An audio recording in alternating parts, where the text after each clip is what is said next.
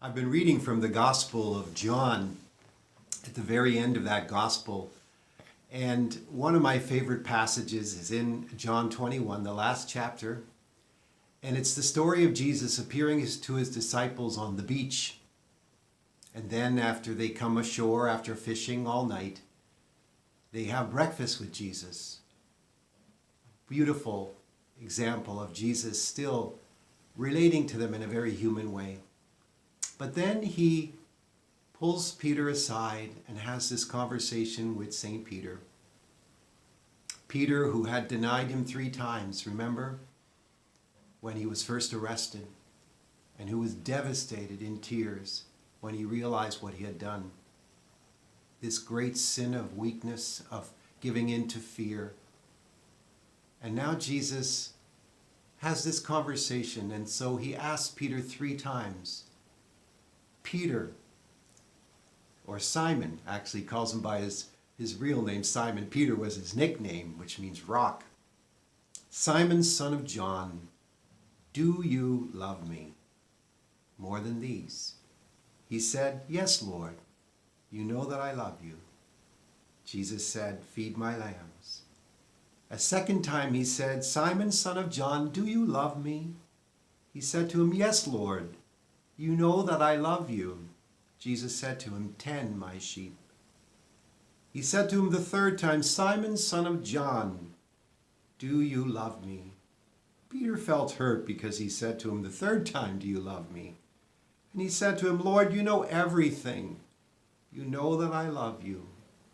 Jesus said to him, feed my sheep. This is in John 21, verse 15 and following. So 3 times he gets Peter to reaffirm his love. Jesus knew that Peter loved him, but he wanted Peter to be able to express that love concretely, expressly, as a reparation for the 3 times he had denied the Lord.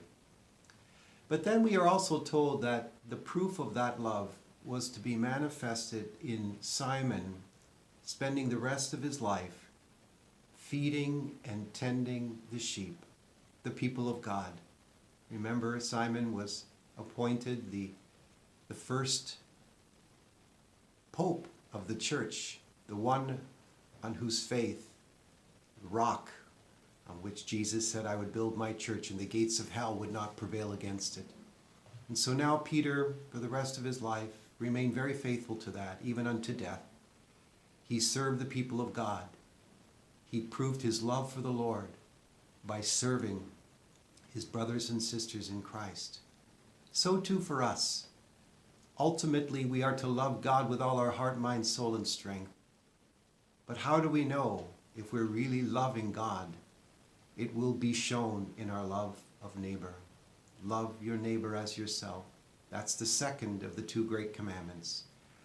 And so we are encouraged, we are reminded that our love for God is primary, and it must be from the heart. But we're also reminded to live out that love for God by a great love for his people. But remember, we are all members of his body, the church. We form one body in Christ. He is our head. And that's why we are so intimately connected to one another. And so I encourage you, as I was encouraged myself, to take this passage to heart, to meditate upon it, and to respond to those very questions that Jesus asked personally in my own heart, and to live it out then in serving the Lord's people.